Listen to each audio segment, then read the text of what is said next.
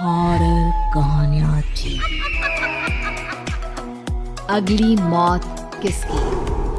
संजीव अपने दोस्तों राघव और प्रतीक के साथ बियर बार में बैठकर बियर पी रहा था। संजीव आज बहुत खुश लग रहा था। अरे यार, आज की पार्टी में तो मजा आ गया। तुम दोनों दोस्तों के साथ तो मेरी जिंदगी इतनी अच्छी है कि क्या बताऊं कितनी अच्छी है। अरे भाई, अब दोस्ती की है तो जीना मरना सब साथ में। हाँ, अरे यार सुनो, जल्दी से एक बियर और ऑर्डर करते हैं ना, एक आखिरी, और उसके बाद ये जश्न यहीं खत्म हो जाएगा। अरे हाँ, क्यों नहीं। वेटर, जल्दी से 2 बियर की बोतल लेकर आओ। आज मेरे दोस्तों को जश्न मनाना है, क्यों? इतने में वहां पर एक बहुत सुंदर लड़की छोटे छोटे कपड़े पहनकर हाथ में बियर की बोतल लेकर उसके पास आती है। ये लीजिए, आपने बियर ऑर्डर की थी ना, मैं लेकर आ गई। क्या बात है यार, इस बार की वेटर तो बड़ी सुंदर है। अब बियर लेकर आई हो तो अपने हाथों से ही पिला दो ना। हाँ, क्यों नहीं, जैसा आप बोलोगे मैं वैसा ही करूँगी। क्या बात है यार, अब तो लगता है रोज यहीं आना पड़ेगा। उसके बाद वो लड़की उन तीनों को बियर सर्व कर देती है। पार्टी करने के बाद वो तीनों अपने अपने घर जाते हैं। प्रतीक, संजीव और राघव को उनके घर छोड़कर जैसे ही अकेला अपनी कार में आकर बैठता है तो अचानक उसे एहसास होता है जैसे उसकी कार की पीछे वाली सीट पर कोई बैठा हुआ है। वो तुरंत पीछे मुड़कर देखता है। तुम यहाँ क्या कर रही हो? और तुम मेरी कार में कब आई? अरे तुम तो बार में वेटर थी ना। बस ऐसे ही मेरा दिल कर रहा था आपके साथ आपके घर चलने का, इसलिए मैं आपके साथ चली आई। अरे लेकिन तुम मेरी कार में आई कब? अभी कुछ देर पहले तो यहाँ पर मेरे दोस्त बैठे हुए थे। प्रतीक के इतना बोलते ही उस लड़की का चेहरा खतरनाक तरीके से बदल जाता है। उसकी आंखें पत्थर की तरह सफेद और पूरे शरीर पर नीली नीली नसें उभर आती है। गाड़ी चलाओ, पूरी स्पीड में चलाओ, और अगर तुमने गाड़ी रोकने की कोशिश भी की तो मुझसे बुरा कोई नहीं होगा। डर की वजह से प्रतीक के पसीने छूटने लगते हैं। उसका शरीर बुरी तरह से कांप रहा था। प्रतीक बिना कुछ सोचे समझे कार को फुल स्पीड से चलाना शुरू करता है। चलते चलते वो शहर से दूर एक पहाड़ी पर पहुंच जाता है और सामने अब सिर्फ पहाड़ी का किनारा दिख रहा है, जिसे देख प्रतीक घबराकर अचानक से कार को ब्रेक लगाता है। देखो देखो देखो देखो, मुझे छोड़ दो मुझे। अगर मैंने गाड़ी जरा सी भी आगे बढ़ाई तो हम दोनों नीचे गिरकर मर जाएंगे। ये तो तुम्हें पहले सोचना चाहिए था ना। अब कुछ नहीं हो सकता।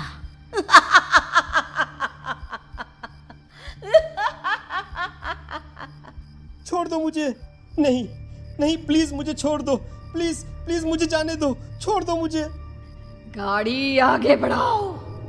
और तभी अचानक से बिना प्रतीक के स्टार्ट किए उनकी कार आगे बढ़ती है और गहरी खाई में गिर जाती है। उसके चीखने की आवाज एक चारों तरफ सुनाई देती है।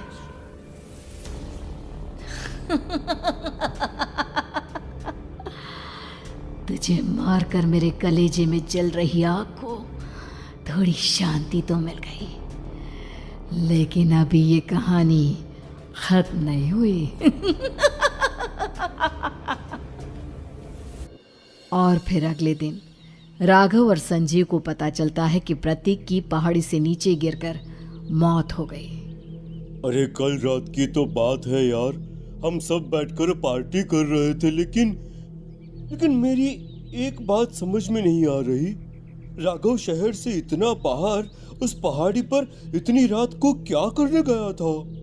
अरे यार, वही सोचकर तो मैं भी परेशान हूँ। हम दोनों को छोड़ने के बाद तो वो सीधा अपने घर जाने वाला था, और वो आत्महत्या क्यों करेगा भाई? कल रात तक वो कितना खुश था, हमारे साथ सेलिब्रेट कर रहा था। हाँ, लेकिन पुलिस ने तो यही कहा है कि प्रतीक ने अपनी कार को जानबूझकर पहाड़ी से नीचे गिरा दिया और आत्महत्या कर ली। अरे यार, संजीव, मेरी तो कुछ भी समझ में नहीं आ रहा है।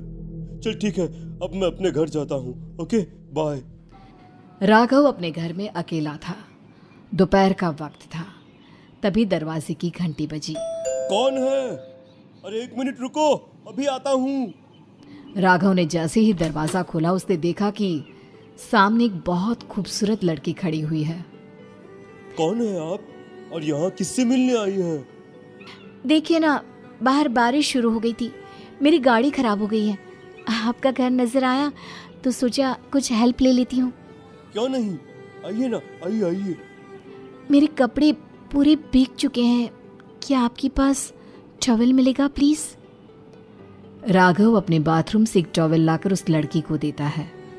थैंक यू सो मच, अब मैं चलती हूँ। अरे इतनी क्या जल्दी है? आप चाहे तो बारिश रुकने तक यहाँ पर रुक सकती हैं। हाँ। लड़की ने पलटकर राघव की तरफ देखा। नहीं, मुझे जाना होगा, मेरा काम बाकी है।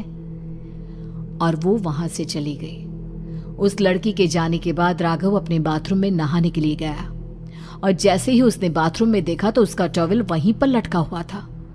उसने टॉवल हाथ में लिया तो देखा कि उसका पूरा टॉवल खून के धब्बों से सना हुआ है। अरे अरे ये क्या? ये टॉवल तो मैंने उस लड़की को दे दिया था। ये वापस मेरे बाथरूम में कैसे आ गया? और इस पर ये खून के धब्बे कहां से आ गए?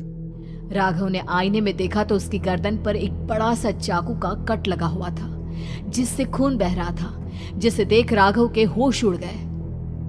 हाँ, अरे ये क्या? मेरी गर्दन इतनी ज्यादा कटी हुई है और मुझे दर्द भी नहीं हो रहा है। ये क्या हो रहा है मेरे साथ? राघव घबराकर बाथरूम से बाहर आया और अपना मोबाइल उठाकर उसने संजीव को फोन लगाया। संजीव जल्दी से मेरे पास आ जाओ। मुझे लगता है कुछ बहुत बड़ी गड़बड़ है, जल्दी आ जाओ। उधर से आवाज आई, लेकिन वो आवाज संजीव की नहीं बल्कि एक लड़की की थी। कुछ अजीब नहीं हुआ है, बस तुम्हारी मौत तुमसे मिलने आई थी और तुम्हें मारकर चली गई। अब तुम इस दुनिया का हिस्सा नहीं हो राघव, इसलिए तुम्हें अपनी गर्दन के कटने का दर्द भी महसूस नहीं हो रहा।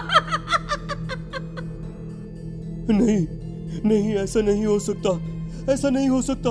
कौन हो तुम? तुम्हारी मौत। अब संजीव के पास खबर पहुंचती है कि राघव ने अपने ही घर में चाकू से गर्दन काटकर आत्महत्या कर ली। ये सुनने के बाद संजीव के होश उड़ गए। वो पसीने से तरबतर हो गया और एक अनजाना डर अब उसके दिल को सताने लगा। संजीव के साथ ही उसका एक छोटा भाई राजीव भी रहा करता था। अपने भाई को इस तरह परेशान देखकर राजीव उसके पास आया। अरे भैया, क्या हुआ भैया? आप इतने घबराए हुए क्यों लग रहे हैं? प्रतीक और राघव की मौत, मेरा मतलब मेरी कुछ समझ में नहीं आ रहा भाई। अचानक से मेरे दोनों दोस्तों ने आत्महत्या क्यों कर ली? अरे वो तो मेरी भी समझ में नहीं आ रहा है भैया। हाँ, हो सकता है कि कोई परेशानी होगी और इसीलिए उन्होंने ऐसा किया होगा। हाँ, लेकिन दोनों की जिंदगी में एक साथ परेशानी और दोनों का इतनी खतरनाक तरीके से आत्महत्या करना, कहीं ऐसा तो नहीं मैं भी मर जाऊंगा? अरे आप ऐसी बातें क्यों कर रहे हैं भैया? वैसे ही मैं इतना परेशान हूँ। जब से अंजलि ने मेरा साथ छोड़ा है तब से सब कुछ बहुत अजीब सा हो गया है। रोज रात को डरावने सपने आते हैं। ऐसा लगता है जैसे अंजलि बार बार मेरे सपनों में आकर मुझे डराने की कोशिश करती है। अंजलि का नाम सुनते ही संजीव की आंखें फट गई और उसके गले में आवाज अटक गई। उसके चेहरे पर घबराहट साफ नजर आ रही थी। कौन थी वो लड़की जिसने प्रतीक और राघव को आत्महत्या की आड़ में मौत के घाट उतार दिया? और कौन थी अंजलि जो बार बार राजीव के सपनों में आकर उसे डरा रही थी? अंजलि का नाम सुनकर संजीव इतना घबरा क्यों गया? इन सवालों के जवाब जानने के लिए देखिए इस खतरनाक कहानी का अगला भाग।